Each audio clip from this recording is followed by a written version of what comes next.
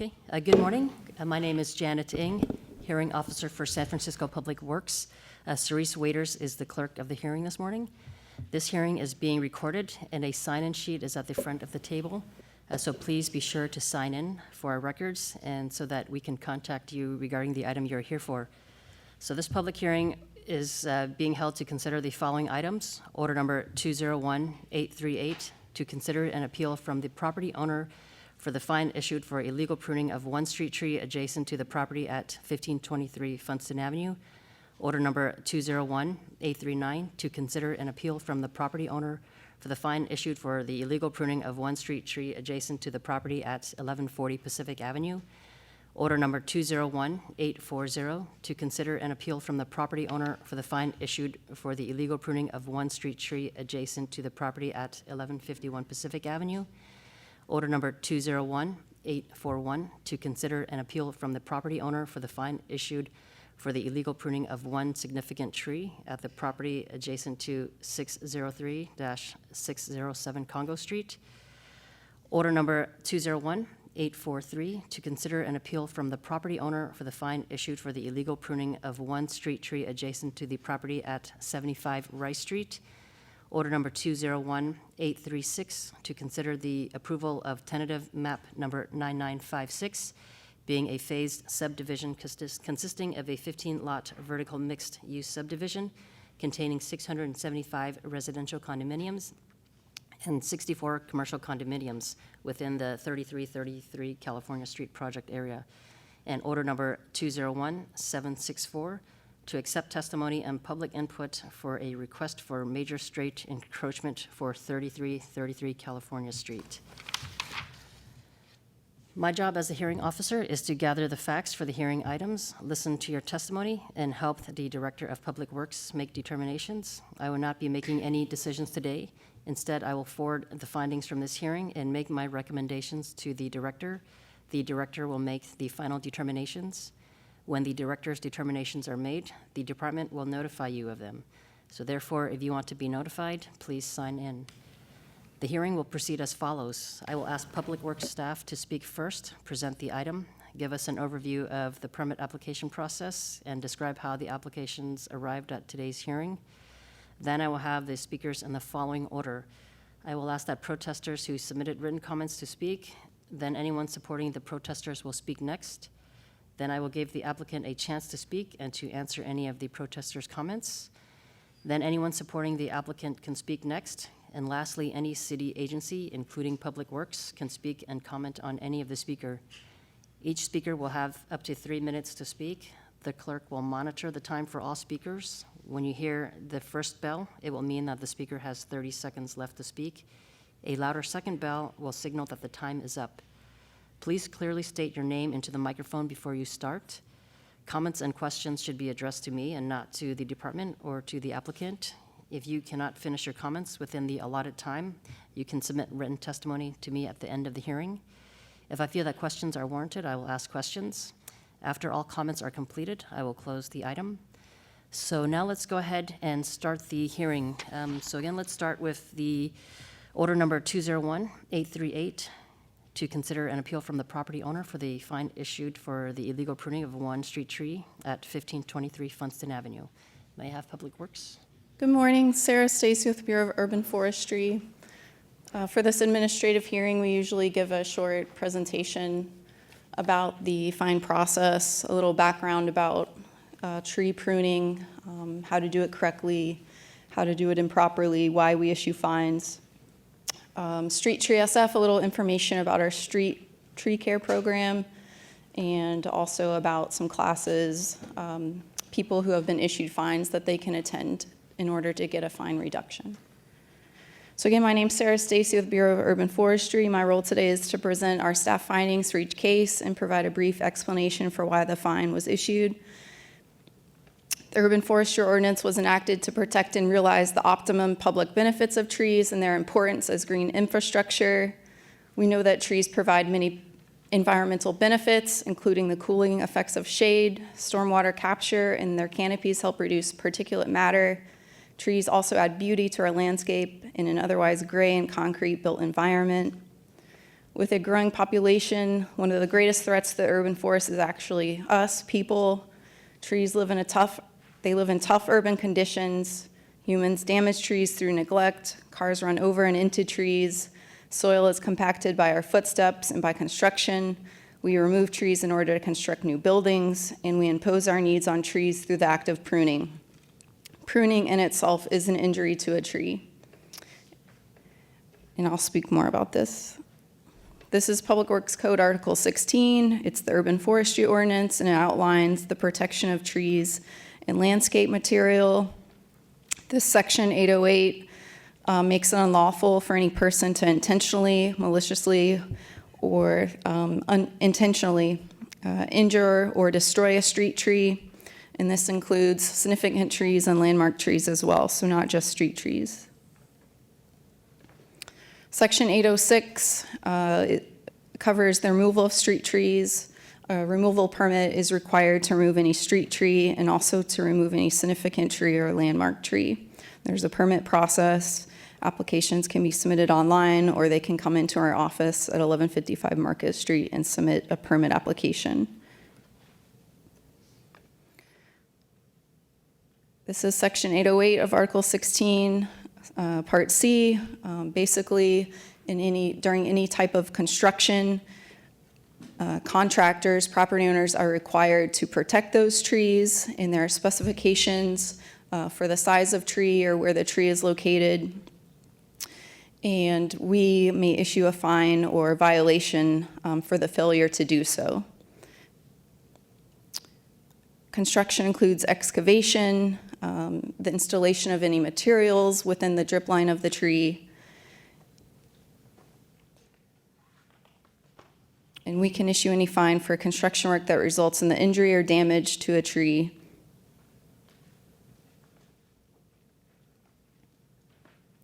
This is the definition of an injury to a tree. It shall mean any act which harms or damages a tree. It includes but is not limited to cutting, carving, painting, transplanting, knocking over, tying things to the tree, nailing things to the tree, applying any liquids or chemicals or substances to the tree, setting fire to the tree. All such things are considered an injury, and we may issue a fine or a violation for damage, injury to the tree. To kind of provide a little bit of education as far as best management practices for tree pruning, this provides a little bit of quick understanding of what we're looking for when we're kind of patrolling our zones or when we get service requests notifying that a tree has been illegally pruned or aggressively pruned.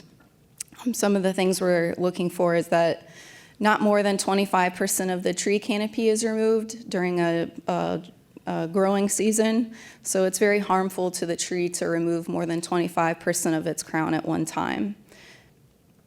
And then secondly, there are proper ways to prune a tree, and basically branches have to be cut back to a second lateral that will grow to become kind of that feeder branch for the tree.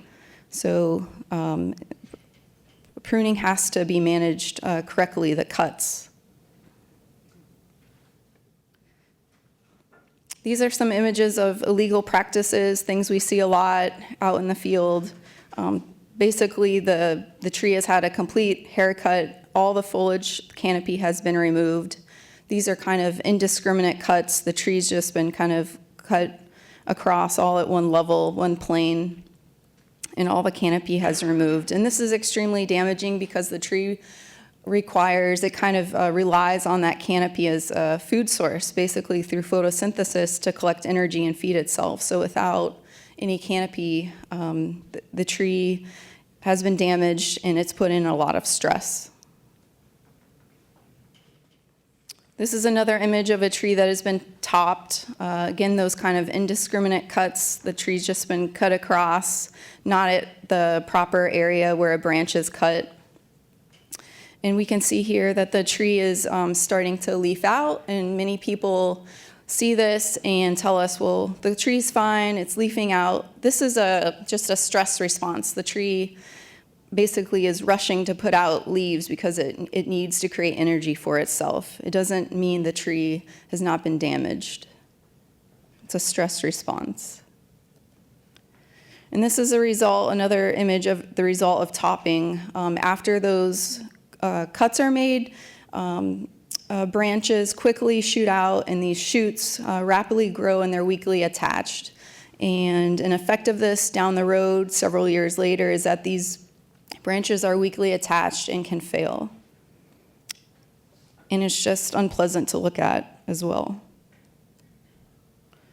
This is another image, the result of a poorly pruned tree topped. You can see because the tree wasn't restructured after it had been improperly pruned, these branches kind of just regrew with very poor structure. You can see the tangle mess of branches there. And these branches are prone to failure because of the poor structure, and there can also be decay where the tree was improperly pruned. These are some other images of improper cuts that lead to basically areas of decay and entry points for pathogens to enter the tree. And over time, either this can kill the tree, or it can be like structurally weak points that cause the tree to fail. Again, we just want to point out topping is not the same as pollarding. Pollarding is a practice you actually see out front here of City Hall. It's a cultural practice. It's mainly for aesthetics. It's for certain types of tree species. The trees here around City Hall are the London plane tree, and it adapts well to this type of cultural pruning. It's not applicable to all types of trees. So there is a difference between topping and pollarding. We generally frown on pollarding. It's very highly maintenance intensive. It requires a lot of time and resources. And also, it doesn't allow trees to really provide kind of the big benefits they can if they're allowed to grow into tall, mature, large trees. I just want to touch on communication, low voltage, high voltage power lines, because often we hear from property owners who have received a fine that they pruned the tree the way they did because of the conflict with the utility lines. Generally, there are two sets of lines. You'll see some low voltage communication lines. They may be about 20, 25 feet above the ground, and then high voltage lines are generally like 40, 50 feet above the ground or higher. And PG&E is required to prune away to maintain clearance away from those high voltage lines. And for these lower voltage lines and communication lines, kind of the secondary lines that are closer to the ground, we actually prefer that the trees grow up and around them and disguise those lines. They can safely do that, and with correct pruning, you can mitigate any heavy branches that rest on those lines. It is not a safety hazard. Street Tree SF, this is our current maintenance program, how the city is maintaining all the street trees.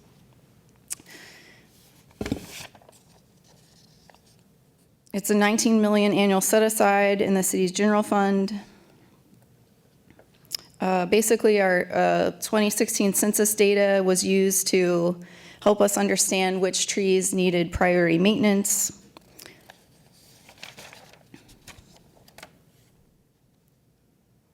This is a map of all the street trees in the city. We actually found that we had more street trees than we originally thought.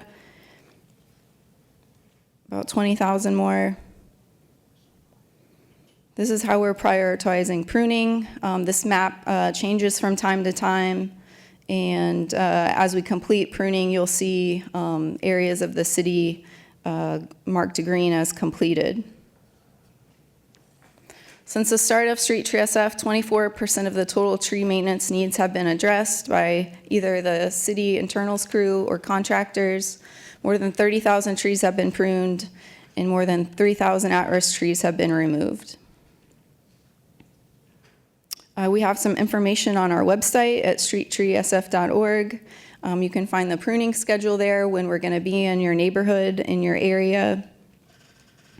And for a lot of the city, we won't be there for a couple of years. And so for those people, a permit is not required to prune, but we ask that the public call us, touch base with us on what contractor they've hired, what certified arborist they've hired to prune, so that they can just review their scope of work with us. This is some of our door knockers and outreach we hand out about Street Tree SF. So generally a couple of weeks, couple of months in advance of when our contractors or our city crews will be in an area, we give out these door knockers. The basic message here is that generally we want to tell the public not to touch their trees anymore. Don't prune, just leave it to the experts. Hire a certified arborist if you can't wait for our contractor or for the city to prune your tree. And then finally, this is kind of a new thing. We've been offering a street tree care class. When it's attended, a reduction in the fine is possible. The class teaches about the benefits of trees and the benefits of proper tree pruning. It reviews Street Tree SF. The class fee is $197, and it goes to the Adopt a Tree Fund, which helps plant new street trees. So thank you all for your attendance this morning and for your time. I'll begin with order number 201838 to consider the appeal from the property owner for the fine issued for illegal pruning of one street tree adjacent to the property at 1523 Funston Avenue.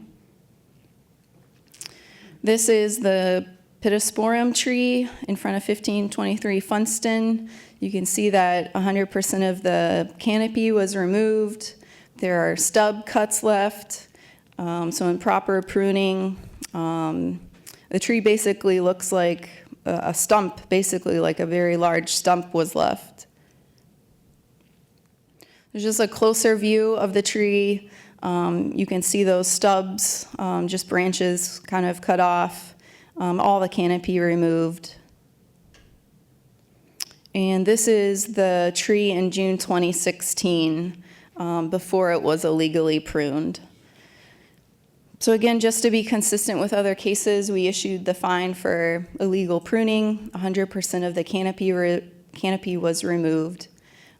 This tree is likely probably to show some regrowth, some stress response. And again, that's a stress response. It doesn't mean the tree was damaged. It is in stress. It's having a hard time. It's got to put out all those new shoots quickly so that it can have an energy source. And that's why we issued the fine.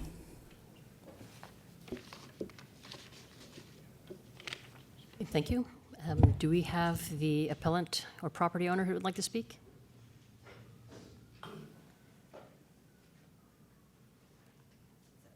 I'm just speaking on behalf of my dad. My name is Susan Hahn, H-A-N. So we were very surprised to receive the letter dated May 30th of 2019 regarding the illegal pruning. We didn't have all the information that we just heard earlier, and he did not really realize what it was a big mistake that was done. The root of the tree started to damage the cement of the sidewalk as it grew, as well as touching the electrical lines connected to our home. And whenever there was a strong gust of wind, the tree and electrical lines would move, and he was scared that a fire might start as a result of the tree branches touching the wires, and wanted to eliminate the risk of fire burning down the home.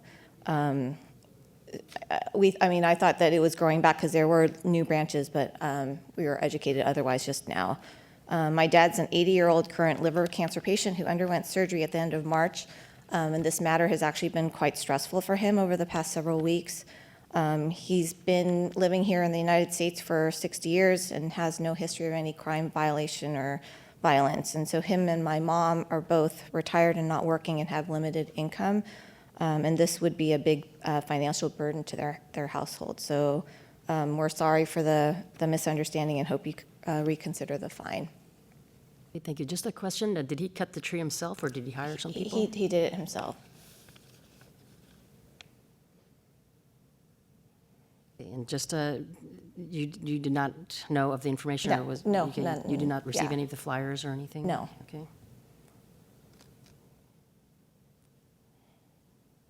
I guess, is it a possibility that either you or your father would attend this training class? I'll send my dad.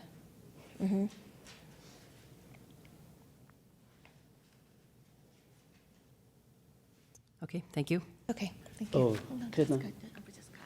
Okay, thank you.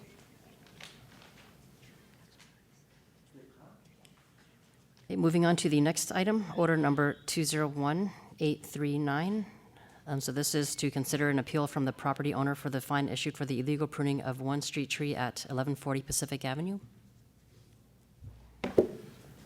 Sarah Stacy, Bureau of Urban Forestry.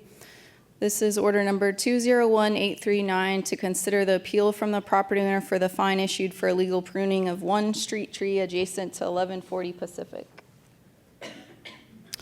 This is another Pittosporum street tree. This image shows the tree in September of 2017. We currently are in this area soon for some upcoming tree maintenance through Street Tree SF. And that's when the inspector came across this tree. This is still an image from September 2017 showing that the tree had been previously pruned incorrectly, previously topped, and this is the result of kind of all those shoots quickly growing, poor structure, weakly attached branches. It's just a tangled mess. And this is the tree this summer, how it was found when we do the walkthrough to kind of manage the scope of work for the upcoming contract for Street Tree SF. So all the canopy was removed, stub cuts left, torn bark. So all those are signs that not a professional did the work.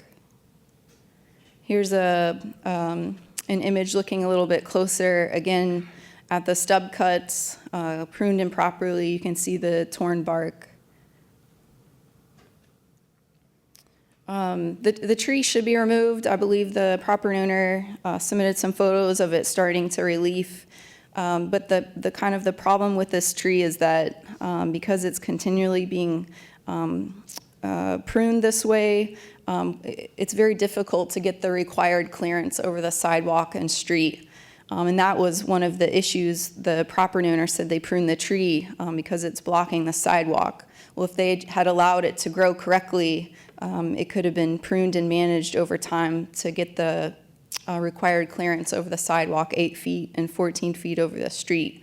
But now how it's been pruned, we're just gonna always have branches very low. We're gonna have to manage again over time. So kind of it creates this a problem that they didn't intend to happen. So to be consistent with other cases, we issued the fine for illegal pruning. Thank you. Thank you. Do we have the property owner or the appellant here to speak on this item?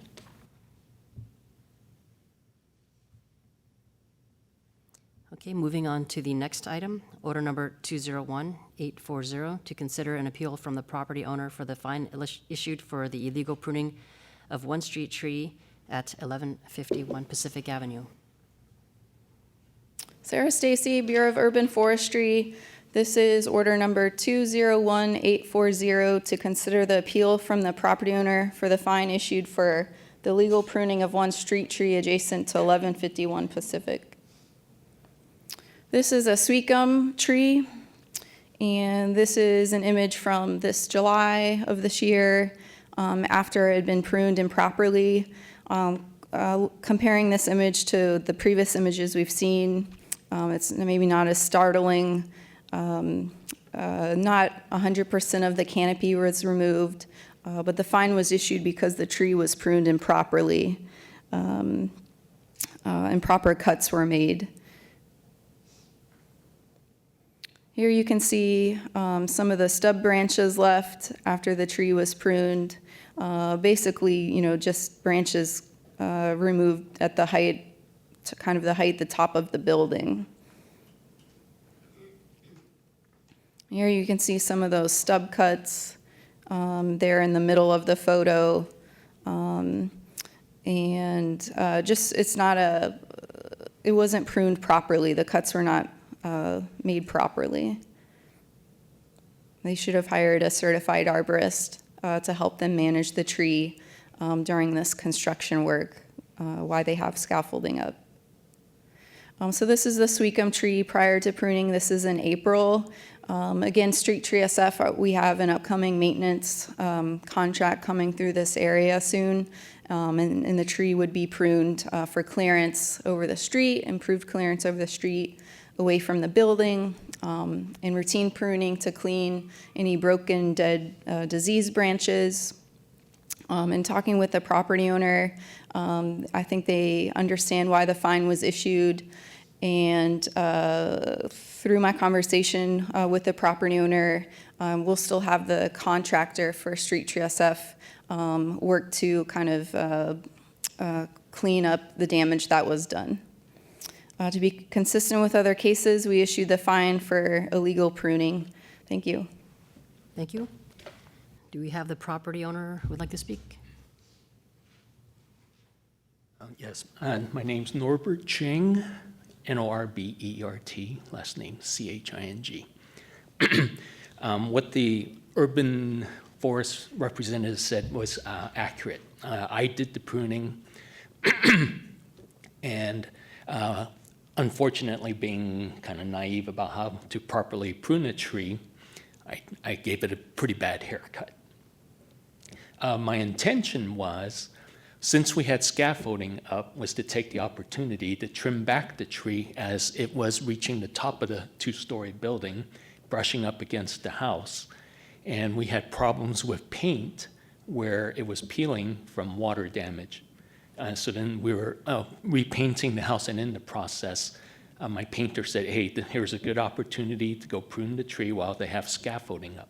So my plan was to take a first stab at it, sort of simplify what a tree trimmer would do later, and maybe the point was maybe to try and save some money doing it myself. Apparently, not knowing exactly what I'm doing wasn't the best.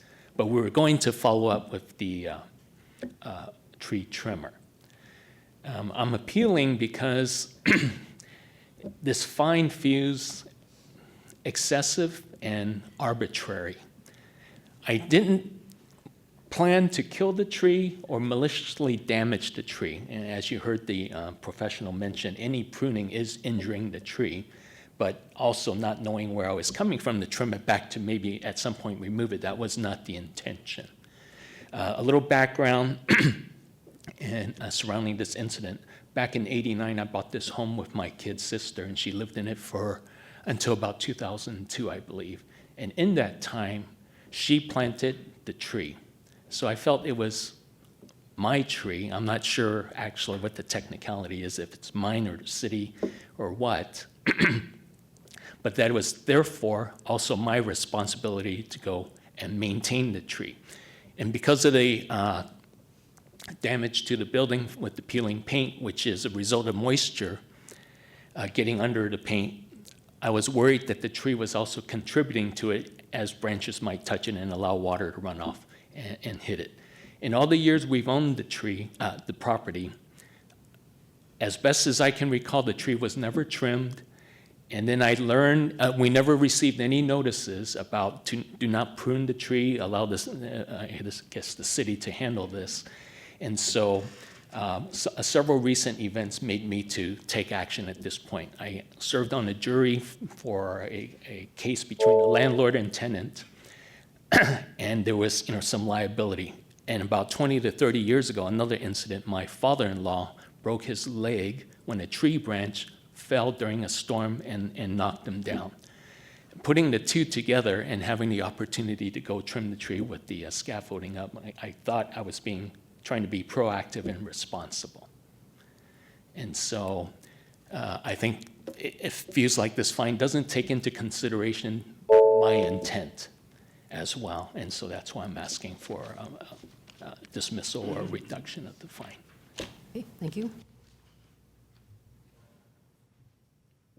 Okay, let's move on to order number 201841, to consider an appeal from the property owner for the fine issued for the illegal pruning of one significant tree at 603-607 Congo Street.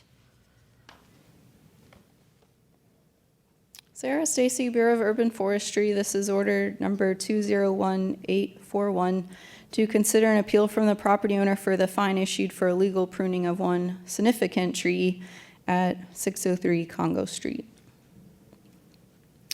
This is the deodar cedar, a significant tree here on the property of 603 Congo. A significant tree is protected by Article 16, the Urban Forestry Ordinance. It is any tree that's within 10 feet of the public right-of-way. So it's a tree on private property within 10 feet of the public right-of-way, and it has to meet one of three size criteria. It has to be either 20 feet in height, or 15 feet in width or spread, or have a trunk, when measured approximately 4.5 feet off the ground, the trunk is 12 inches in diameter or greater. And so through height, spread, and diameter, this tree meets all of those criteria. It's a significant tree. It's within 10 feet of the public right-of-way. This is a map showing the property. The image on the left shows the sidewalk width of 8 feet. And so the tree would have to be found to be within 18 feet from the face of curb to be considered a significant tree. This is an image of the tree prior to the illegal pruning, shown in January 2011 as a full canopy. The property owner is responsible for the maintenance of this tree and its care. And this is the image of the tree when the inspector found it. The tree was topped, and again, indiscriminate cuts made across the top of the tree, not proper pruning cuts made, canopy removed. And this tree, especially as an evergreen tree, will have a difficult time responding to those injuries. And it's also unpleasant to look at. To be consistent with other cases, that's why we issued the fine for this significant tree, again, a tree on private property, but protected by the Urban Forestry Ordinance. I don't have anything else, thank you. Okay, thank you. Do we have the property owner who would like to speak on this item?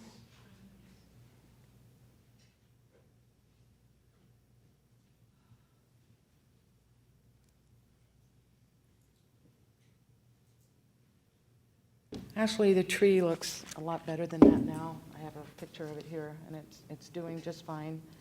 It's not screaming or crying. Actually, before you begin, sorry, would you please state your name? Yes, it's Renee Yates.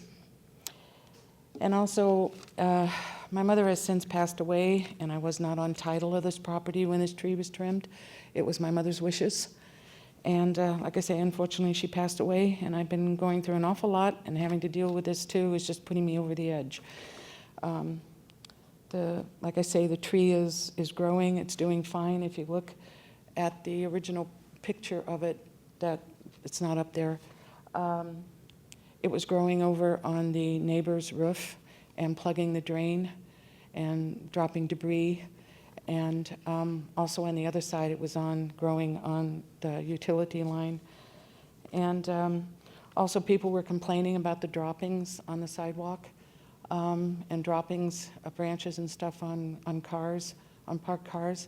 And I myself, a few years back, broke my ankle when I was out in front sweeping because I stepped on one of the branches. So I have a pin, a plate, and 6 screws in my left ankle because of what this was dropping. So that's basically, you know, like I say, my name wasn't on title either when it was done. So legally, I'm not responsible.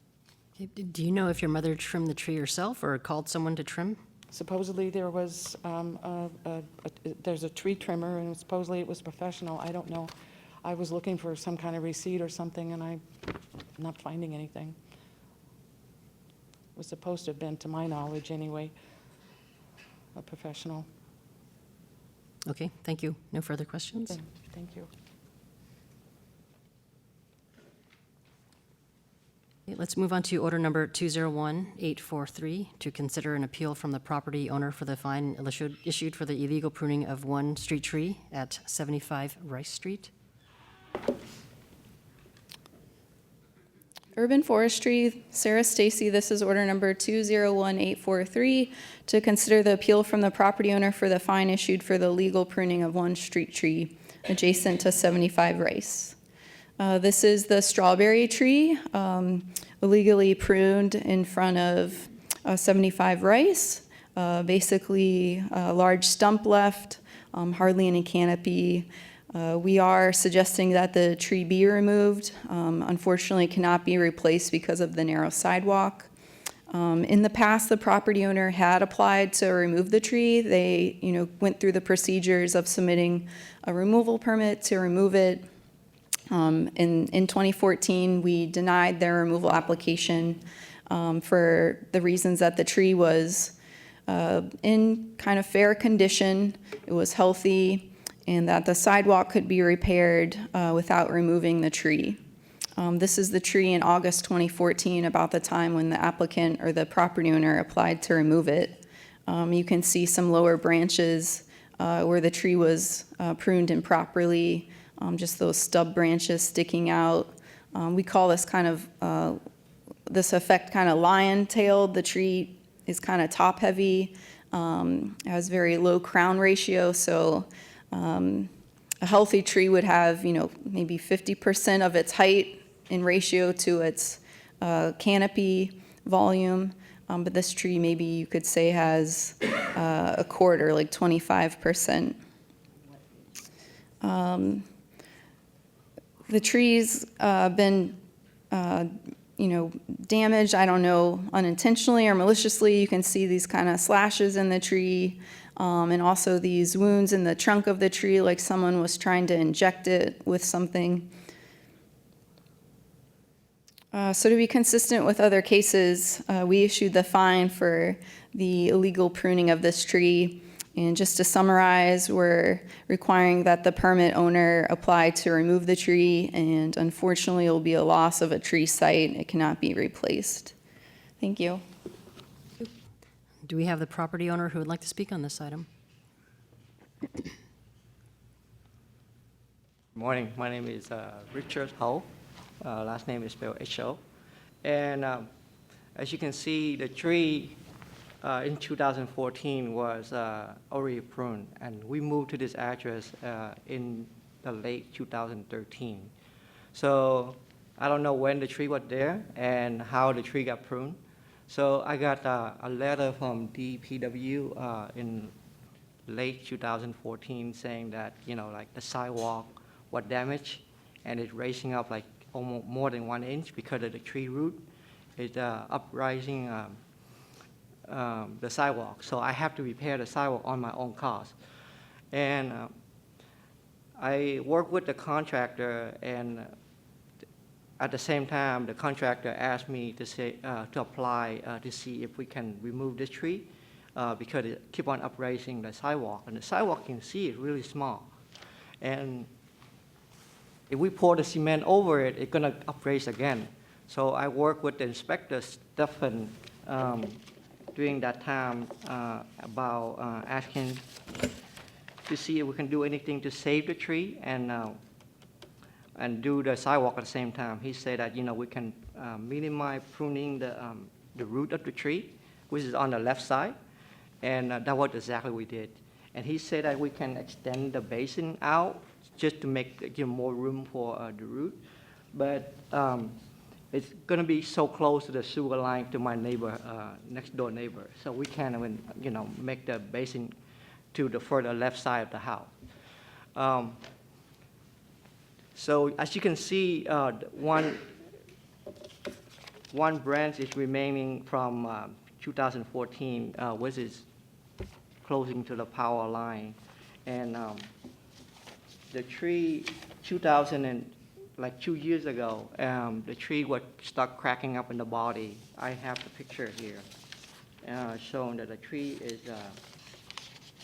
it start cracking up in the middle of the body, and that make the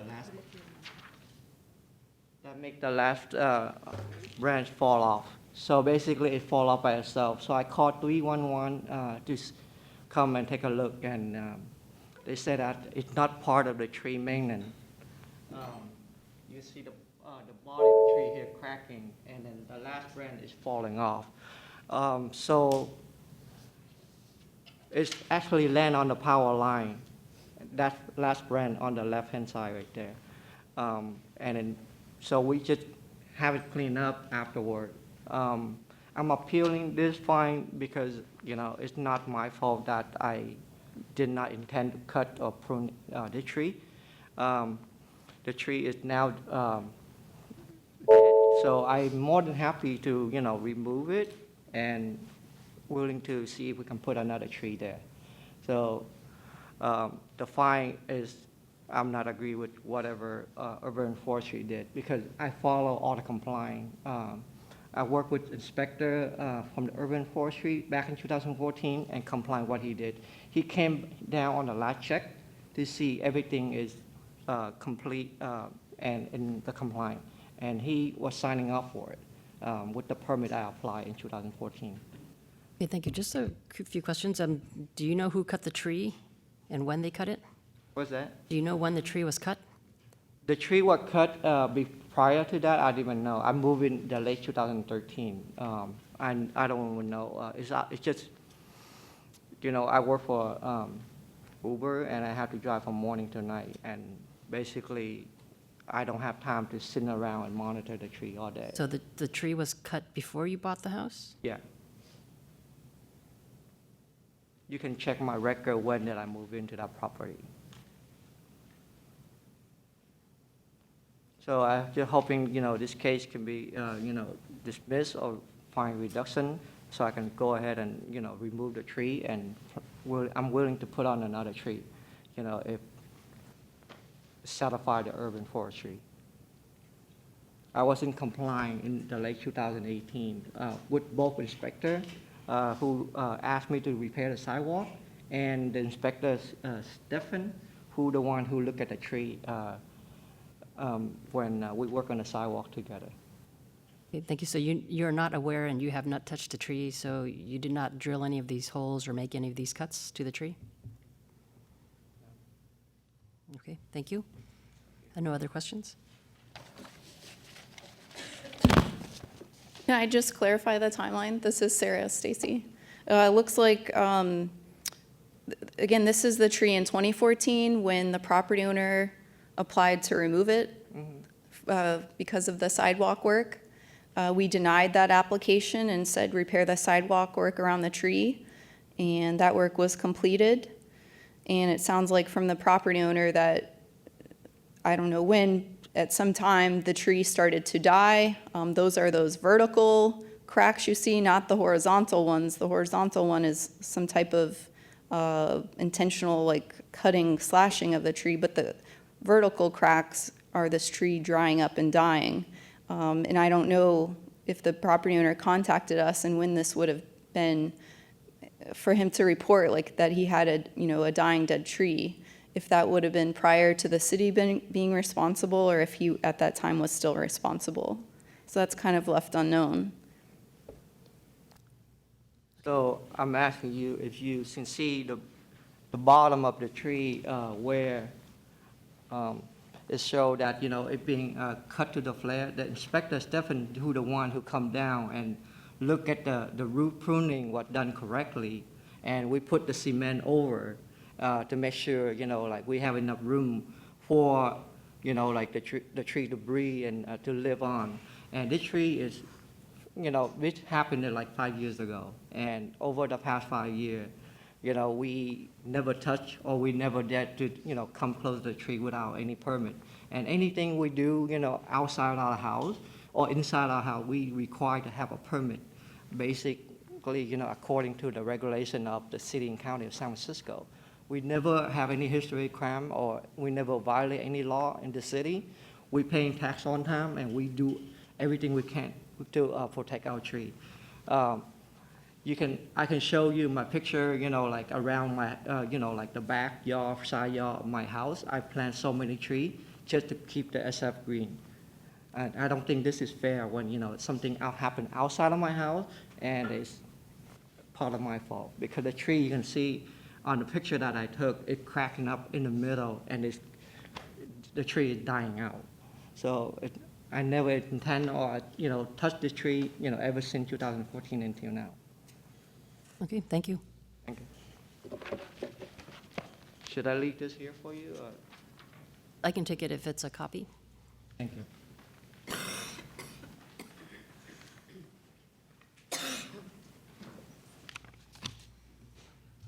Okay, so moving on to the next item, order number 201836, to consider the approval of tentative map number 9956, being a phased subdivision consisting of a 15-lot vertical mixed-use subdivision containing 675 residential condominiums and 64 commercial condominiums within the 3333 California Street project area. May I have city public works staff? James Ryan, R-Y-A-N, Chief Surveyor, Public Works, Bureau of Street Use and Mapping. This tentative subdivision map application requests the approval of subdivision creating a total of 15 airspace lots and authorizing a potential maximum of 675 residential condominium units and 64 commercial condominium units within the phased final map project area. We received the application and then circulated it for a minimum of 30 days to other city agencies such as the PUC, DBI, DCP, MTA, Public Works Permits, Public Works Infrastructure, and other agencies for comment, conditions, and approval. All testimony and materials, including but not limited to the development agreement, staff reports, comments, and responses from concerned governmental agencies and utilities, the information submitted by or on behalf of the applicant, and other comments, responses, and information provided in connection with this application have been considered. Public Works recommends that the tentative map application 9956, received on April 9th, 2019, be approved subject to compliance with our findings and conditions. Thank you. Okay, so do we have anyone who would like to speak on this item?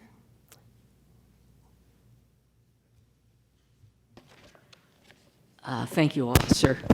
My name is Kathy DeVincenzi. I'm the president of the Laurel Heights Improvement Association. And first of all, we object to this item because the Board of Supervisors has not yet approved the rezoning that is needed to approve the project. The board would have to approve a height limit change and also the modification of the existing Planning Commission resolution that restricts the development and wouldn't allow this to be built. So you should wait until we go to the Board of Supervisors, probably mid-October. And you'll note that the Planning Commission resolution only recommended approval of the project. They did not have the authority to approve it because they cannot approve ordinances, which are zoning changes. And I submitted a written submission explaining that although we had a block book notice on file at planning when they received this application, they failed to give us the 10 days notice that they were reviewing this map. So we were denied our rights of due process to talk about the consistency with the general plan, and we think you should send this back to planning to give us our 10 days notice. Also, as we said in our written comments, which we emailed in, you should deny this because the application did not contain adequate information about the shadows that the new buildings would cast on the publicly accessible open spaces. And here we have the shadow map. And as you can see, most of the publicly accessible open spaces would be shadowed by this project, here and here. And the applicant waffled on that. He didn't give an adequate answer on that. And so we think that you should defer consideration of this till after the board renders a decision on the new zoning or conditions of approval. And The map is also not consistent with the general plan policies calling for preservation of historical resources and protection of public vistas, especially on hilltops, for the reasons stated in our letter.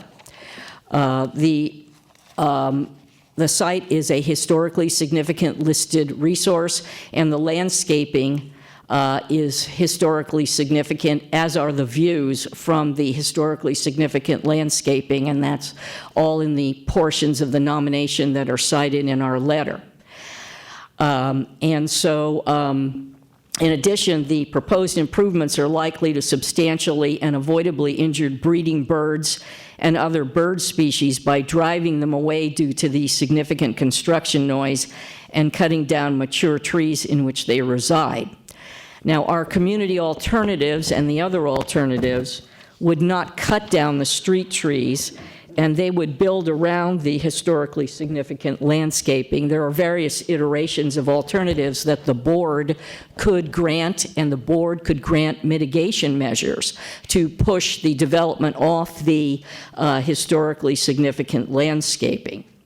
So we will present all these things to the board, but at this point it's premature for you to grant this until the board decides whether or not to approve this project. So we have just a premature application, and there are a lot of issues and inconsistencies, and in 3 minutes I certainly couldn't submit them, but I will probably send in these pages of the city's preliminary project assessment that says board rezonings are necessary to approve this project. I cited them, but it might be good for me to send them in an email. So here is also a paper copy of the submission that I sent in today in PDF. And I thank you very much, but we object to this approval of the subdivision map at this time. Thank you. Okay, thank you. Do we have any other protesters who would like to speak on this item?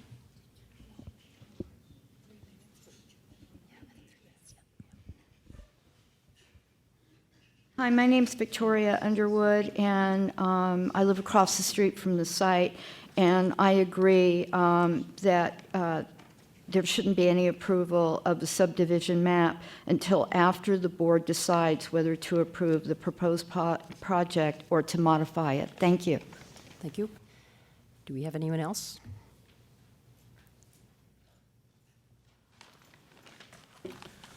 Good morning. My name is Ann Harvey. I'm sorry I was a little late getting here. I was dealing with another tree issue. The problem I see is the city has trees, and there's this process, and they're ignoring dangerous trees, sick trees. These are lovely trees, and what's nice about this area right now is the birds are coming through and they're tweeting around it. It's lovely, the whole area. It's premature to take out these trees. The city should concentrate its effort on diseased trees. For example, I've been on the phone many times, just got off the phone now with the tree department again about a tree that's about ready to topple over. It's been posted and doesn't come out. It's right at a bus stop hanging on the bus line. There are other trees on my street, on Union Street, that were posted, and then they fell down before they were taken out. There's other trees on the same street. They're in the same condition, and they hang in there. And I call, and oh, we're busy. Got to get an inspector out. It takes forever for the city to actually act on sick trees. That's where they should spend their money, not in holding hearings in advance on projects that haven't been approved. I resent the fact that developers are going ahead with this hearing, wasting taxpayer money and your time on holding a hearing when the project hasn't been approved yet. And they can easily leave those trees. Thank you. Thank you. Do we have anyone else who would like to speak?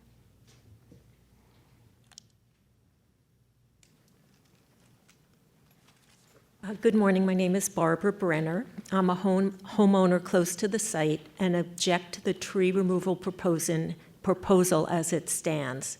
I urge you to consider a midway point between the developer's plan and the community alternative so that a bona fide attempt is made to preserve the old-growth trees. And for those trees that do need to be removed for construction, please defer removal until the last stage of each of the developer's 4-stage proposal. Furthermore, I would like for you to wait for the board to review the developer's plan. Thank you. Thank you.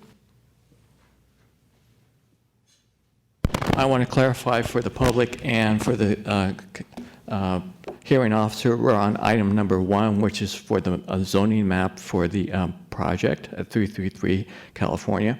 I propose the Sorry, would you please state your My name? name is John Nolte, native of San Francisco, and also my family members were buried at the Laurel Hill Cemetery, and they'd be turning over in their graves, hearing that this property is being destroyed. Second, the issue is this project was heard September the 5th, 2019, in front of the Planning Commission.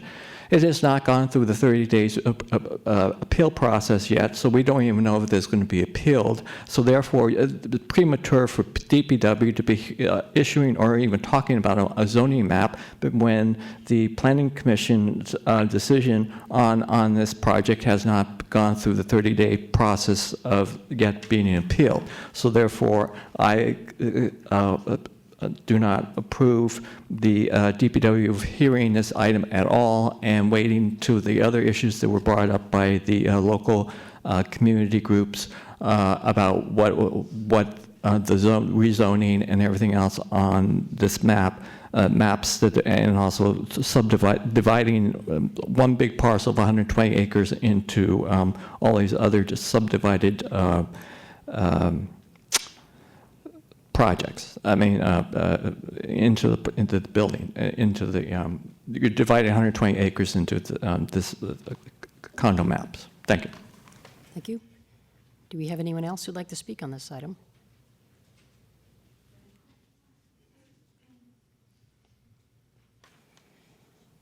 My name is Rosemary King. I'm just a concerned San Francisco resident. When I walked past the signs on all of the trees, literally, all of the trees lining California Street and Presidio along this property, all posted that they will be removed.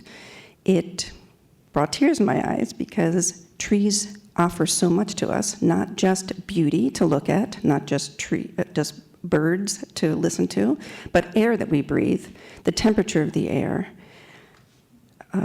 They should not be wantonly removed because it's easier for a developer. It suggests that they don't care about the neighborhood. What they care about is the ease of their project and the amount of money it might take to preserve trees. So I am here to request that the city not give in to that the city maintain trees and have a developer prove that those trees have to be removed for good reason, not just because it's easier for them to remove every single tree on 2 blocks. These trees, by the way, are not inside the property, they're along the curb. So my feeling is that they belong to all of us as citizens. Thanks. Thank you.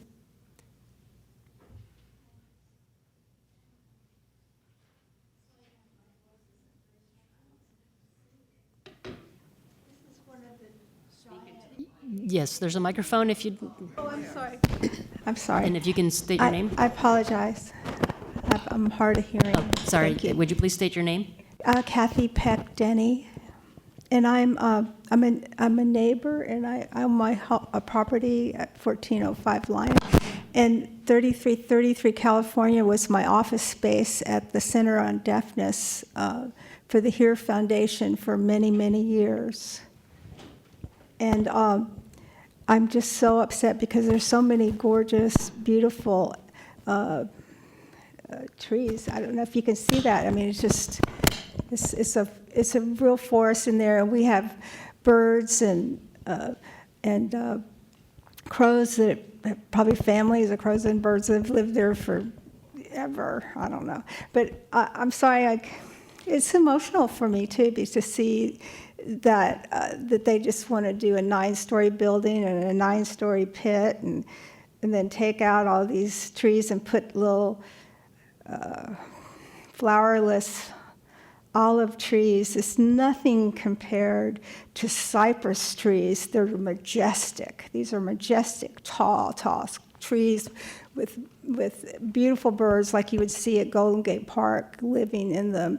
And I know people think I'm a nut because I love them so much, but I do.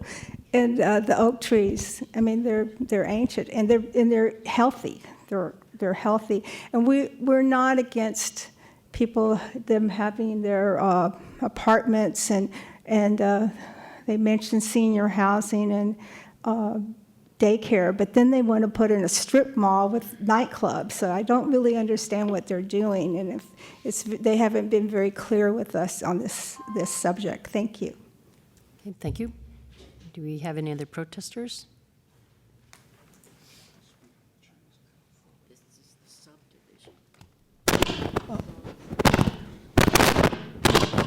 Good morning. I'm Dick Frisbee. The zoning map. When something is being rushed through, beware. The only reason for such haste is to hide something from the public, which is exactly what the developer's intent is on this zoning map. Haste makes waste. More important, it provides an irreversible blight on the neighborhood. Approximately 90% of developers' plans submitted in San Francisco get approved by planning and the commissions associated with it. 90%. Harvard Business School shows that the very best corporations in the world get their top decisions right about 65% of the time. So somehow planning and the commissions are 30% smarter and more effective than the very best corporations on earth. That's really pretty hard to believe. So how we can put something through so fast on this zoning before the Board of Supervisors has reviewed it is just hard to understand. And I would recommend, I would suggest, I would implore that the commission just slow down, smell the roses, look at the trees, and look at the zoning map and try and understand what is the developer hiding from the public to break this up into a Ouija board of spaces in which they can sell off to anyone at any time, and the public will have no say on it. So please do not approve the zoning map. Please wait for the Board of Supervisors to make their case, and please think about the implications for the future of San Francisco. Thank you. Thank you. Do we have any other protesters who'd like to speak? Okay. Do we have the applicant who would like to speak?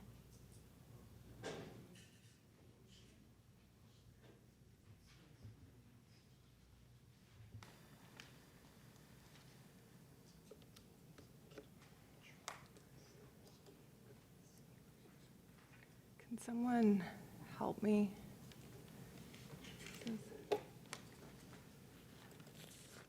You have your drive-in? Yeah. Okay, you can just drag it over here.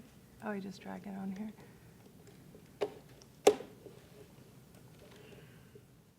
How does that work? Or we can open it from here. I dragged mine on because I needed to take it out for anyone else. Is this the first one? Yeah. And then I just use these? Mm-hmm. Okay. Good morning. I'm Lisa Congdon with the Prado Group, the project sponsor with SKS for 3333 California Street. And with me is Eric Giroux with BKF Engineering. We were asked to give a brief project overview, which will include some details about the major encroachment application. The existing site was developed as a suburban-style office park in the 1950s and is disconnected from the surrounding neighborhoods. The site is surrounded by walls and berms that obstruct it from engaging with its sidewalks. Our proposed project was designed to break down the scale of the existing site and reconnect it to the city grid. Importantly, we'll be providing 744 much-needed housing units on the west side of San Francisco, where very little has been built in the last 50 years. 186 of these units will be on-site senior affordable, which is 25% of the total homes, which is more than the 18% that's required. Of the remaining 558 homes, 56% will be family-friendly 2, 3, and 4-bedroom units.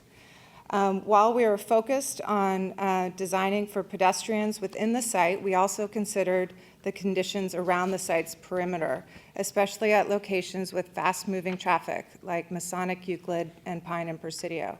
At these locations, we incorporated more generous sidewalks to create a safer pedestrian experience. At the intersection of Pine and Presidio and Masonic, there is currently no crosswalk on the north side of the intersection.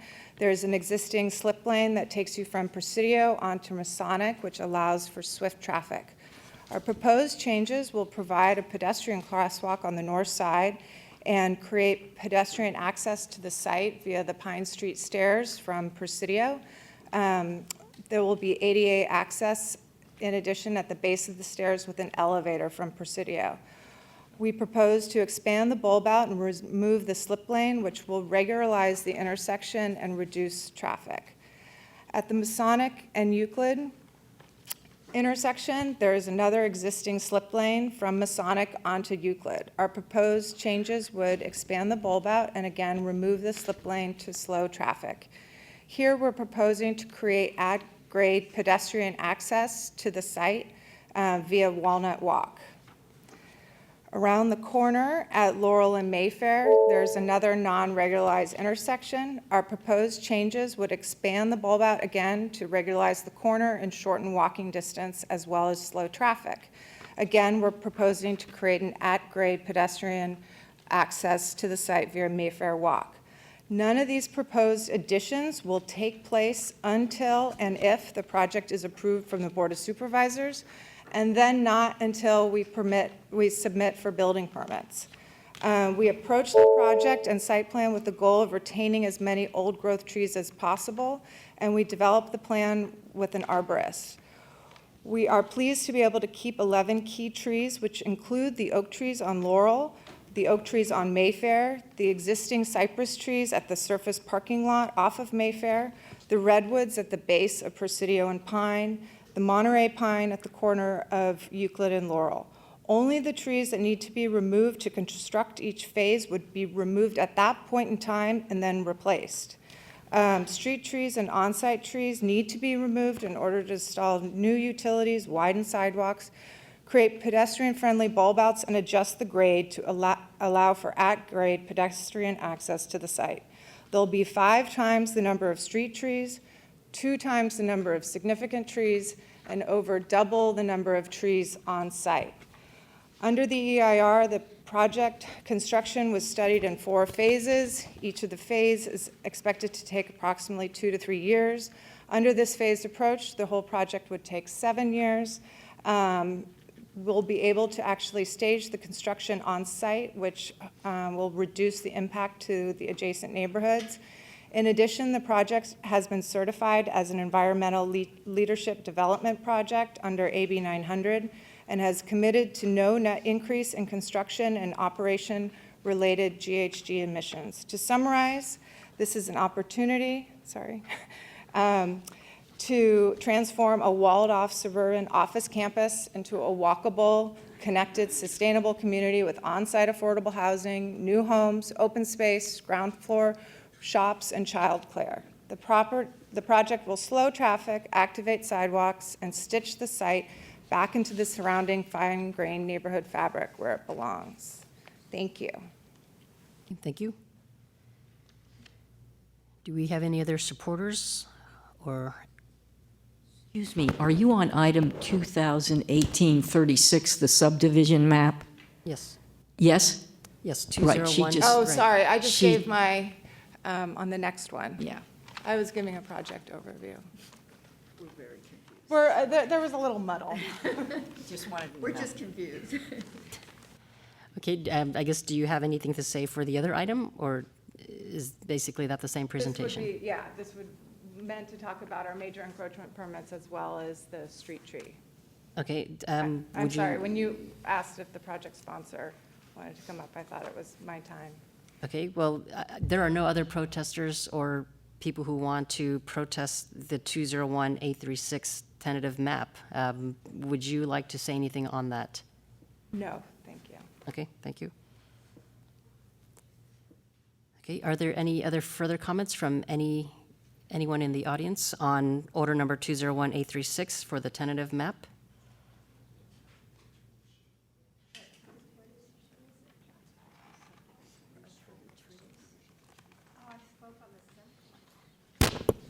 Hello, James Ryan, Public Works again. I just wanted to clarify that DCP report, or planning reported to Public Works that their hearing was duly noticed. Public Works may approve subject to other agency approvals. And most, if not all, of the concerns related to this approval are planning and DBI related. Okay, thank you. Do we have anyone else who would like to speak on this item? Okay, moving on to the next item, order number 201764, to accept testimony and public input for a request for major street encroachment for 3333 California Street. Do we have any, or sorry, would the city, can the city speak first? Morning, Javier Rivera from Public Works. This is a major encroachment permit. Basically consists of two parts. One is for the tree removal. Urban Forestry is here to answer questions concerning that. We had a presentation just now of the general area. The second portion is for installing non-standard items in this, on the public right-of-way, which includes special pavers, retaining walls, stairs, and planters. This is basically the opportunity for the public to provide comment concerning the major encroachment and tree removal. I also need to submit for the record an email that we received from a member of the public objecting to the tree removals at this time. That's it.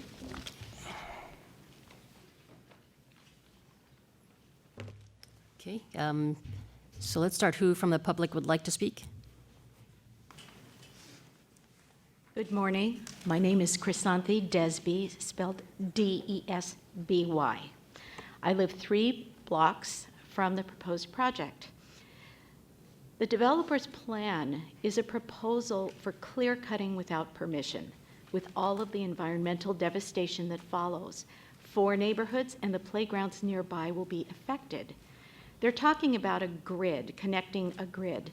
There is a grid of trees leading from the Presidio to Laurel Hill, where these 200+ trees are, to Golden Gate Park.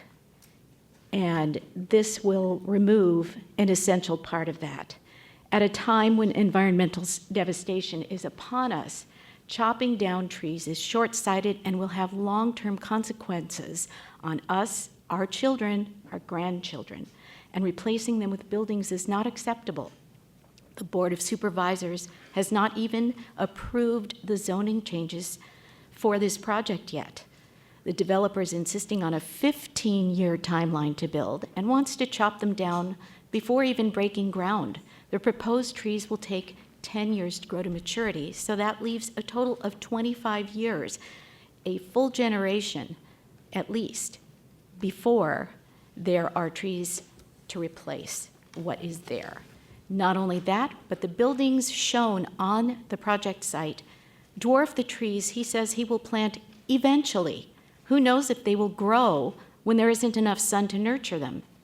I object to the permit to clear cut 10 verdant acres, which reduce greenhouse gases and give greenery, shade, and beauty to 4 neighborhoods and their families. Thank you. Thank you.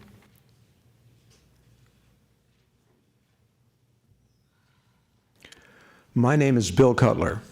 My wife and I have lived in Laurel Heights on California Street, 1 block from the site of the proposed tree removal, for over 45 years. We've seen a lot of big changes to our neighborhood. Some have been positive, some negative. But Prado's proposal to remove 15 beautiful trees that line California Street and 19 more significant trees bordering the development violates the beauty and character of our district. It's also very dangerous in an era of climate change and toxic air. The trees along California Street are a vital part of our local community. They're all healthy, mature, non-disease trees that provide nests for birds, shade, beauty, and they should not be removed. The trees on Presidio Avenue are also fully grown and are home to a number of birds as well. The two ancient oak trees that grow intertwined on Laurel Street also must be protected. They provide inspiration and calm. Prado's proposal would replace these trees with fruitless olive trees, similar to the ones recently planted in Laurel Village. Those trees are small, sparse, and inadequate, not replacements for the splendid, majestic old-growth trees we're losing. These steps to homogenize the whole neighborhood will rob Laurel Heights of its essential character and individuality. This is not about the quantity of trees, but the quality of trees. In some cases, we who've lived there a long time have watched these trees grow from saplings to the mature trees they are today.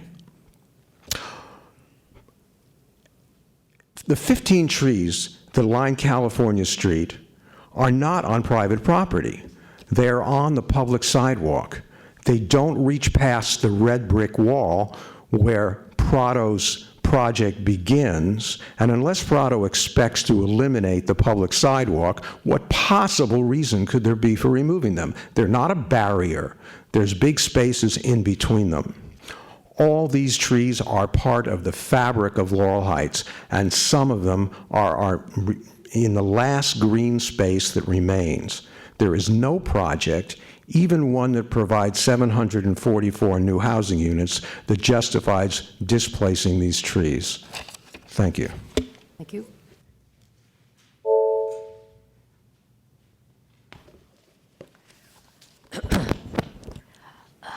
Thank you, Madam Ng. I'm Kathy DeVincenzi from the Laurel Heights Improvement Association. Again, we object to this as premature because the Board of Supervisors has not yet approved the project or decided on the new zoning changes that would be required to approve the project. And the project has significant adverse effects, so alternatives and mitigation measures are available that the board might adopt and to mitigate effects, and our alternatives do not cut down the trees along California Street. We configure the project differently than the project sponsor would. Our association will be filing an appeal of certification of the EIR and the conditional use permit by October 7, the deadline. And once again, the Planning Commission's resolution only recommended approval of the project because they didn't have the authority. Also, the agenda item here on the application for this encroachment appears to be informational because it didn't say that approval was up. It said they were taking public comment on it, and I think there was no notice mailed to the property owners within 300 feet. So we object to the permit, but in addition, when you get to it, you should recommend that no existing tree be removed until just before any construction will occur. And also, you should recommend the modification that you remove the proposed street trees that would block the public vistas here on Laurel and Euclid. Public vistas are protected, not private, and these are part of the historic significance, so you should remove those. Because here's the developer's rendering on how, in fact, he would, why is this? Okay, this is not showing. Here we go, thank you. Okay, just back here, we should remove these here that would block the public vistas here and here, because here's the developer's rendering on how he would block them here. And here are some photographs of how the site, this is part of the historically significant views that are confirmed in the historical nomination. So there are views of the downtown, and here there is a small view of the Golden Gate Bridge from the other side of the green. And as you can see, our alternatives would basically retain those areas. So you should make a modification. The application is also not consistent with the urban design element, protection of the public vistas, especially from hilltops, cited in my letter I submitted. And also, you should send this back to planning to give us our 10 days notice for review of the application, which we were entitled to under the block book notice, but we did not receive. Once again, I'm going to submit the letter that I emailed in I'm giving you a paper one, and this is premature, so you should wait until the board hears the matter. Thank you. Thank you.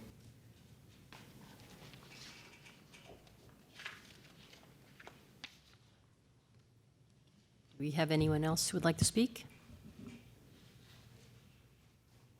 Hi, Victoria Underwood again. I've listened to everything that everybody said. I don't want to repeat what's already been addressed. But I do want to address Prado because I consistently hear, hey, there's a wall around the property and the community doesn't use it, and that is not true.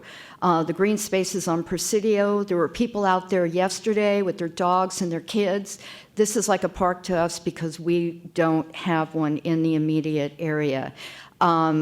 A lot of us walk through the campus all the time to get across. They put notices up that you shouldn't trespass. They're trying to drive the community out of the site. I've lived across the street for 30 years, and I've been all over the place. We go up the hill, watch the Blue Angels when they come next month, and we congregate. There can be 30 people out there on the lawns with the kids and the dogs. We utilize this location. Also on the comments, well, it takes, 7 years, but then they're telling you individually it takes 2 to 3 years to complete each phase. So clearly we're talking closer to 12 to 15 years. Also, they talk about some traffic issues and crosswalk on Pine Street. The reason there isn't a crosswalk is it's dangerous when you drive up Pine Street and you turn right. You can't see if anybody is stepping off the curb because of the angle of Pine. It's been like that ever since I can remember, since I've been there. And there's a reason for that. And when people don't pay attention and they run out in the street and there's no crosswalk, several times they've almost gotten hit. So it's things like this, and then they say, we want to bulb out and slow down traffic.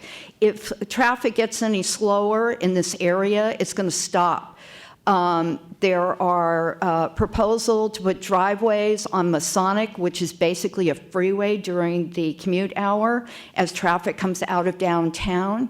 And when they have their renderings, they don't show the driveway ever that's closest to Pine and Presidio and how that's going to work as cars are turning right once they get rid of the rightmost lane. There's so much stuff that still needs to be addressed, and they just keep going forward. So on the trees, I've sent an email, and I've also sent a letter on it with supporting documentation, but I wanted to comment on their comments today. Thank you so much. Thank you.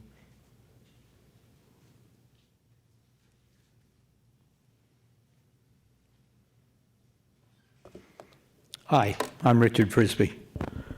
Let me repeat what I said earlier. 90% of what the developers submit is approved.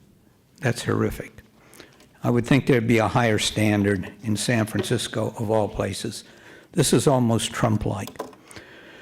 Most of the replacement trees, many, are going to be fruitless olive trees. Fruitless olive trees, replacing large, mature, beautiful trees. So why are we cutting down these mature trees in a period of climate change and replacing them with a tree that appears on no list of environmental friendly trees? Fruitless olives don't even make the lowest quartile. So what are we talking about in San Francisco? We're talking about protecting the environment, quality of life? No, what we're talking about here is the 90% approval rating. And these trees are being cut down for one purpose only, convenience. Nothing else, just convenience. So arguing about we got to widen the sidewalks, we got to do this on California Street. That's just, there's got to be a smarter way to do it than cutting down mature trees in a period of climate change and replacing them with sterile, soulless saplings. I would like someone to show me a photo of a fruitless olive tree that has a bird's nest in it. And if they can find it, I will assure you that that is, first of all, a fake bird's nest, and someone has put it there. No self-respecting bird would go build a nest in a fruitless olive tree. It's not called fruitless for nothing. Thank you. Thank you.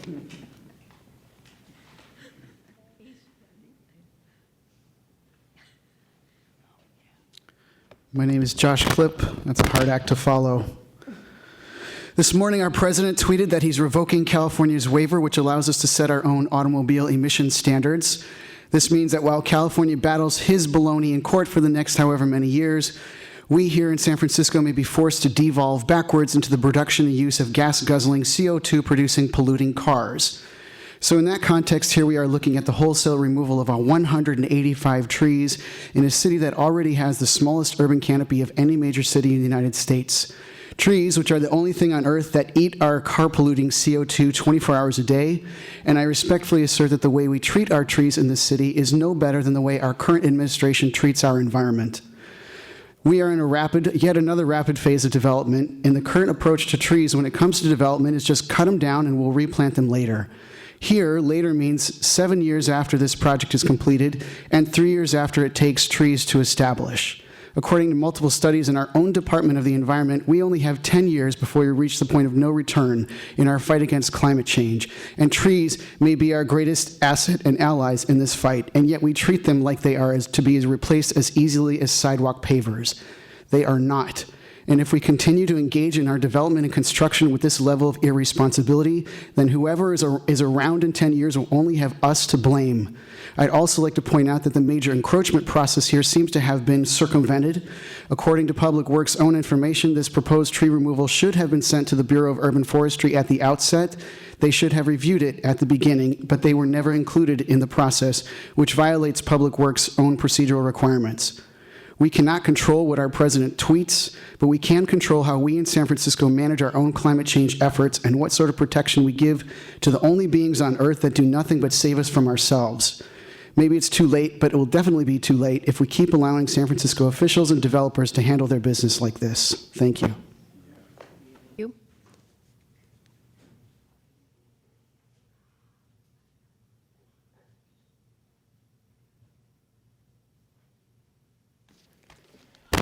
Good afternoon, good morning, hearing officer. The project was heard on September the 5th, 2019 in front of the Planning Commission, and it did not, and it's not been appealed yet, and you just heard from the neighbor groups, it will be appealed. Second, the community groups, also in the immediate area, have already an alternate way alternative way to for the project to go forward without the removal of the trees, and which was not discussed really in length here, but was at the planning department. Next, I'm actually the person who was in charge, who did the significant tree ordinance for City and County of San Francisco when it happened to a tree in my neighborhood. So I am responsible for that, and I'm sitting here saying, well, you're taking out these trees, and also this property was part of the Laurel Hill Cemetery, which was established in the 1880s. My family members were buried at that cemetery, and now you're taking out trees that were, when it was converted to the Fireman's Fund in 1958, 61 years later, you're taking out those trees that have been there, those significant trees on the property that do not need to be removed.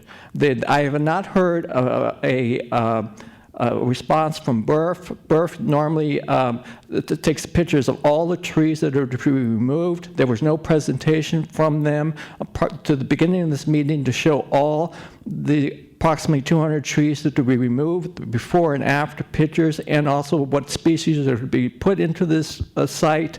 Next, I will be presenting you with a petition of, or comments on a petition for, that I've started on this removal of these trees. I'm also going to be giving you an article that was done on this project for the trees, and also public comment of approximately over 20 people that could not be at this meeting today because they have to work. So I will be handing that in now. Okay, would you please John repeat your name? Nolte, and I am the co-founder of San Francisco Tree Campaign. Thank you. Thank you. Do we have anyone else who would like to speak on this item?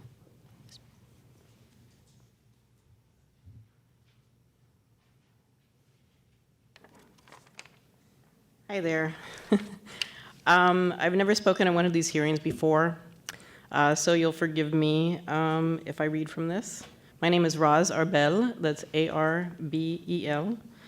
I actually took an unpaid work day off today so that I could come and talk to you guys about this. I'm a 56-year-old San Francisco native. I grew up at the JCC, which is the building across the street from this old Fireman Fund project. And I also worked there in the old Julia Morgan building and in the more modern building as recently as 2014. I live in the inner Richmond. I walk past this place all the time.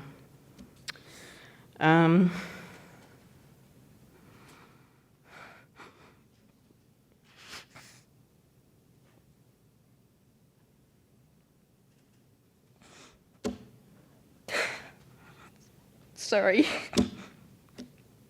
Okay, so this tree-lined walk is something that my husband and I look forward to.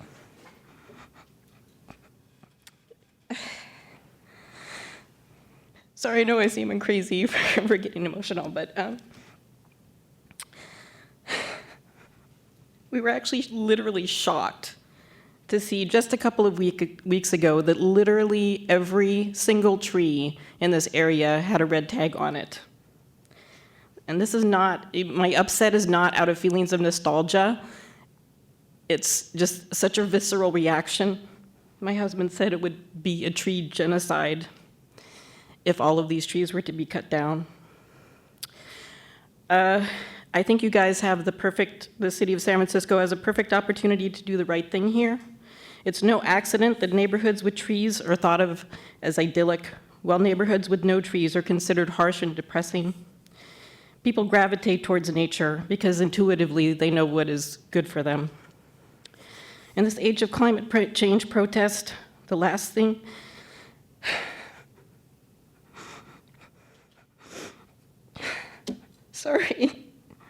that San Francisco needs is to lose more trees. Already we've lost 77 trees on the east side of Lone Mountain. An entire pine tree stand is currently being removed from the Presidio as we speak. Almost every ficus tree in the city, thank you, in the city is slated for removal, not to mention Mount Sutro, which was a total disaster, environmental disaster. When you come to 333 California, where 185 trees out of 200 trees are on the literal chopping block. How is this even possible? Thoreau said, "Every creature is better alive than dead, men and moose and pines, and he who understands it aright will rather preserve its life than destroy it." This property is basically a park. It's a city park. I'm glad that you guys are considering retaining the beautiful redwoods and oaks.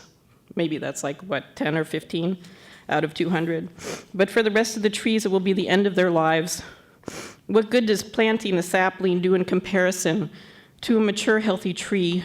Saying that these trees can be easily replaced is like telling a person who's lost their child, you can just make another one. if you're considering the beautification of residential property, then consider this. Residents stepping out into their balconies to see the tops of trees that improve their air quality and ensure the view out of their windows will be full of natural wonder. Consider that when you chop down a tree, you also displace all the creatures that reside therein. This is really San Francisco's response to climate change. Remove more trees.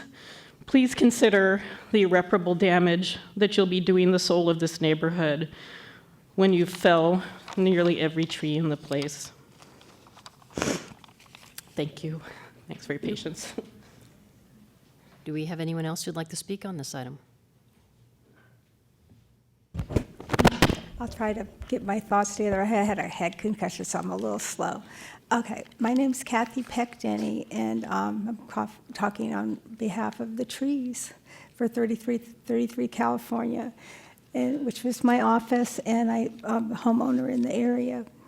And we were at the planning meeting September 5th?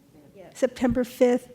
And towards the end, I brought up something that I'd seen about that they had an option to opt out.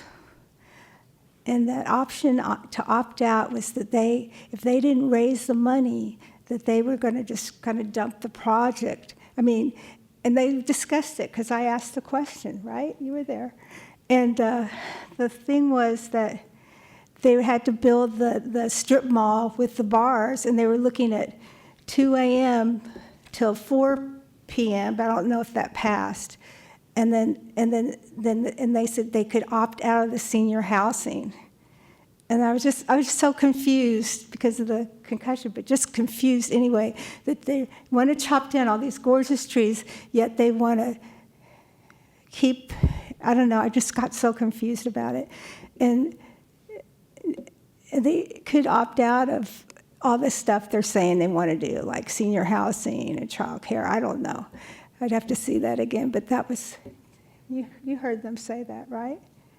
They had an option to sell it back to the city if they couldn't build all this late night entertainment. What is it called? Retail. Flexible retail. So we're very confused, but we love our neighborhood and our trees, and we love the kids coming out and playing, and we want them to enjoy it too, and the babies, and not just have like smoggy and tire smells, and just that fresh air makes a big difference when you hit that and the greenness of it all, and they're portraying these trees it's not the case. Thank you. Thank you. Do we have anyone else who'd like to speak on this item?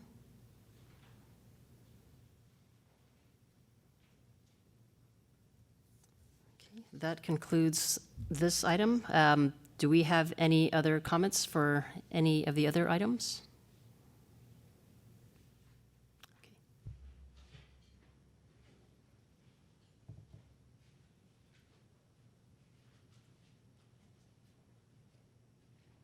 I have the agenda here, and there's order number 201844 for 1801 Mission, and then there's order number 201845 for 175 Casta Avenue, and they haven't been heard.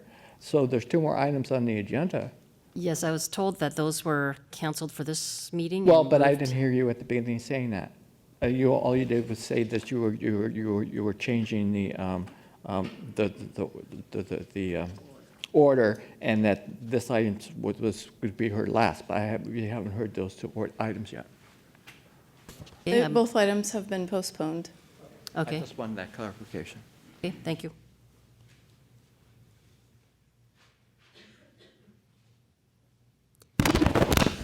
Good morning, Chris Buck with San Francisco Public Works, Bureau of Urban Forestry. Just want to clarify, I think this would be the point where staff would make their presentation. And then I know that the representative from Prada Group had spoken during the previous item, but I think we should have them speak again, just so that our bases are covered. Can we do these two parts now? Okay, let's do that again, okay? If that's okay with Prada representative? Great, so I'm just going to pull up the PowerPoint.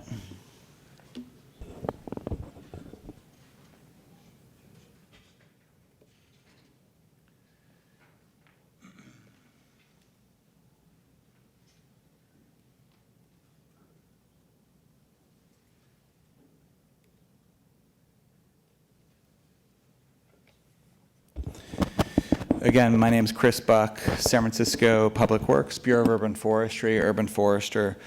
And so this item, the tree removal permit application is part of a major encroachment permit that's also applied for. We actually, just stepping back a bit, historically, when I was the education coordinator at Friends of the Urban Forest, I remember seeing my first public tree removal notice.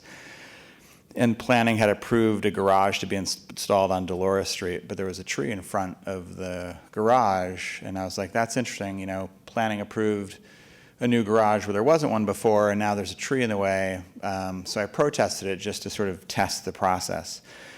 So that's been changed.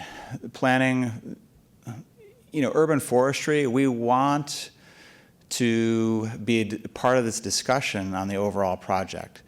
It's taken years for this to occur, but it now does occur. So I know it does sound a little bit fast tracking. We want the public to understand what is fully proposed or is being requested of the site by the site developer. And so it does sound, I'm sure, to the public, you know, concerning when you hear, well, it's based on eventual project approval. What we don't want to have happen is to have all these discussions around the project itself, and then no one discusses the street trees until everything's fully approved by planning. So I understand from the public's perspective, it can feel a little overwhelming. So I just want to provide that general context. And then actually go through, as one of the members of the public stated, go through and present the trees and just show which subject trees we're referring to here as part of this application for removal. So we've heard a lot already today about the 15 street trees along California Street. Here they are shown on the diagram. So these are New Zealand Christmas trees. The Latin name is Metrosideros excelsus. And they line the street. It's a very long block here. And these are the subject trees in the sidewalk towards the curb within the public right-of-way. So they are street trees that are currently maintained by San Francisco Public Works. And I have multiple views just to show overall what the trees are that are being discussed today. And here's another view looking west from the east end of the block. And then we'll also talk about significant trees that are proposed for removal. And in this view, you can actually see a couple of them, the Monterey cypress trees, the really large ones in the background behind the street trees. So just going through each tree just to show in each individual tree as we look at them. We order tree numbering with the flow of traffic on that side of the block so that we can kind of speak the same language internally with staff. So this is the first tree showing you just the setting clearly within the public right-of-way. These are evergreen species, and they can really handle the wind and fog really well. So they're planted throughout the city, really in the western part of the city more than the Mission. Again, I'm just going to go through the 15 trees showing what the subject trees are that are the subject of today's hearing. This is tree 3. Some trees are a little bit larger than others, to be expected as the trees kind of grow and struggle with each of their own sites. The species is known to damage the sidewalk a bit, so there's some sidewalk that's been repaired. Sidewalk damage is pretty routine. That in and of itself is not a reason that we'd approve a tree for removal. So some of the sites, obviously the site overall is well maintained, so if there's been damage, typically so far it's been repaired by the property owner. And now that it's the city's responsibility, the city would be responsible for repairing the sidewalk. So again, showing the street trees as they are along California Street. This one shows an expanded basin, which is what we try to do with street trees. As they get larger and the base of the trunks require more space to grow. But there is some additional damage here along the curb. A couple of the trees have some unusual structure. This one, it's just a strange branch, the way that it got damaged and grew back in towards the canopy. Not a problem. It could be pruned out. Just showing the species, another one with some of the damage along the curb. But again, that's typical for this species. Even in sandy outer Sunset with all that sand, unfortunately, you'd think the roots would finally just go down, and they still damage the sidewalk, even out in the avenues, which can be pretty frustrating. Again, going through the rest of the photos of the subject trees along California. This one has a broken branch that can just be pruned off. And again, showing some of the other trees, the significant trees in the background above the retaining wall. So the other significant trees along California Street are these purple leaf plum trees. And one of the things that we did is just go out and verify the trees that we're looking at to verify which trees are in fact significant. And these qualify as significant trees, just barely, but they have a canopy width that's about in excess of 15 feet in width. It really only needs to be 7.5 feet going from either side of the trunk. So once you pace this off and measure it, it's got a greater than 15-foot wide canopy. So these trees are in the setback at the back of side, well, they're on private property, but within 10 feet of a public right-of-way. And it's getting close to fall, so the species typically defoliates pretty early in the fall season.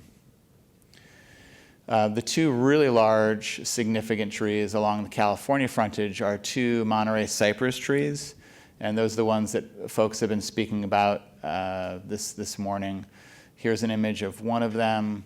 It's an evergreen species, a conifer, a really large stature tree, and we posted the notice on a smaller part of the trunk, but so that it's visible to the public. This is the second significant Monterey cypress tree that's proposed for removal. Again, the significant tree ordinance states that it's a tree on private property that has a portion of its tree's trunk within 10 feet of a public right-of-way. And so these do qualify as significant trees. And as significant trees, what we're saying is that they really add the same value as if it was a street tree, meaning it's visually accessible to the public. In San Francisco, it's still largely the Wild West when it comes to trees on private property. The most politically that we have ventured into private property with tree and ordinance that regulates trees is the significant tree ordinance. And as someone stated earlier, in fact, what triggered it was the removal of a really beautiful Norfolk Island pine in the Tenderloin. And it was really removed despite being in good condition and not even any development on the site. But that's as far as the city has ventured so far, is 10 feet onto private property. The other significant trees are along Masonic Avenue. The public right-of-way is pretty wide here, so we go another 10 feet in from the face of the curb in addition to the public right-of-way, and we start checking, measuring trees to determine if they're significant or not. This one is a Victorian box tree. It has multiple trunks and again satisfies the size requirements for being considered a significant tree. It's clearly benefiting the overall enjoyment of the public right-of-way, even though it's on private property. There's a cypress that's also in the area. This one's relatively small, and I'd have to double check the notes, but it's either adding up all the individual trunks or the canopy width that qualified it as a significant tree. And here's another one, significant tree 4, and then significant tree 5 along Masonic Avenue. There's also a New Zealand Christmas tree that looks a little bit more like a bush, but is in fact a significant tree. And one more that's not doing quite as well.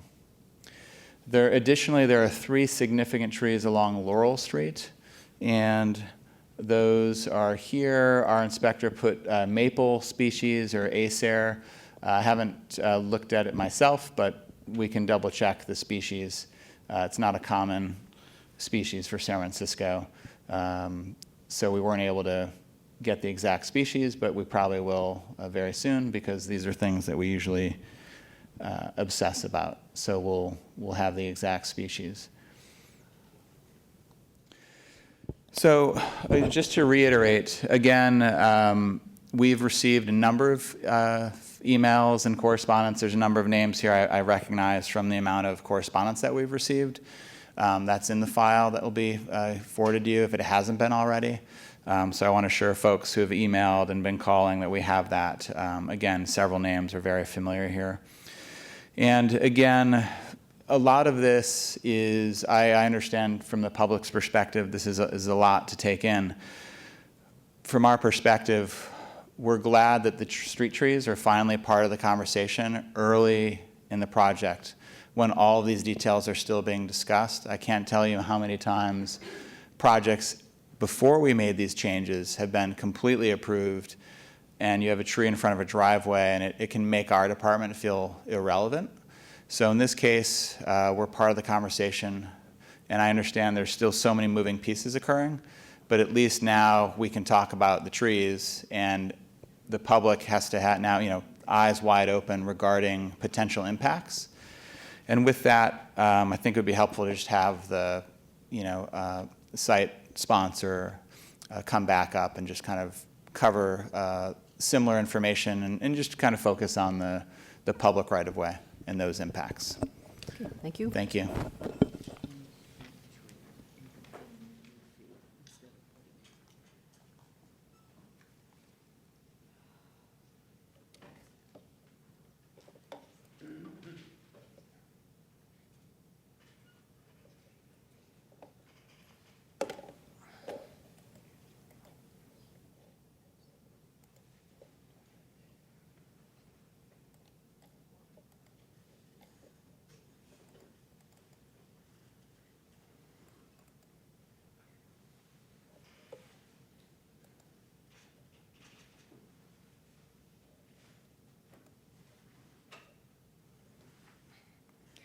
Okay, again, this is Lisa Congdon. I apologize for going out of order. What specifically would you like me to cover? We've kind of gone over the project overview, so I don't want to completely repeat myself, but we can focus on the major encroachment permit areas or the street trees. Yeah, I guess there were questions about why these trees needed to be removed. I know there was a comment about how it was just for convenience and that these trees were in the way, and I guess maybe you can touch on that and talk about how these plans were developed. Well, here's the site plan in front of you. So you'll see along California Street, there are currently 15 street trees. And if my memory is correct, we're replacing them with actually 36 street trees along California Street. It is the fruitless olive that the city designated as a good street tree to include with the Laurel Village renovation. Then there are the trees in front of the affordable housing building, the large cypress that Chris spoke about. And those would require removal because we're bringing down the grade actually to the sidewalk level in order to build the affordable housing building. Right now, it's probably 10 feet above the sidewalk. Again, there are some significant trees along Masonic that he just showed you, and those would be removed again because there's a large topography. There's a big difference in topography. So we would be removing those in order to build the Masonic building again, which has an at-grade entrance from the sidewalk, which we really feel will slow down and change the feeling of Masonic and hopefully improve it. We are keeping the Monterey pine at the corner of Euclid and Laurel, which the community we're maintaining this green space. I also grew up in the neighborhood and lived 2 blocks away and went to the JCC, so I am familiar with the area. We're maintaining the 2 beautiful oaks along Laurel Street, some oaks at the base of Laurel and Mayfair, which will be part of our at-grade access onto the site. We're calling this the Mayfair Walk. We're keeping the key cypress trees as well, and adding a number of additional trees. So, and we're adding 88 in total street trees around the site. And we're not touching, there are currently some street trees in front of the Fire Credit Union at this corner and around on Presidio, which we're not changing. Okay, and so just to confirm, so the selection of the olive tree was kind of mutual between the city, or how was that developed? Well, just recently, the DPW has done a renovation of the sidewalk and streetscape in front of the Laurel Village Center, and they're using the fruitless olive trees. So our landscape architect felt like that would be a nice kind of continuation of the Laurel Village. And some of them are old growth olive, so I'm not a landscape architect, but there's a variety of things that.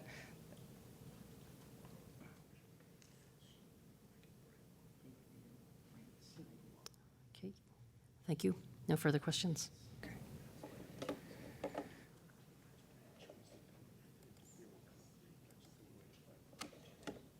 Okay, again, do we have any other general public comments? Okay, then that would conclude this hearing. Thank you, everyone.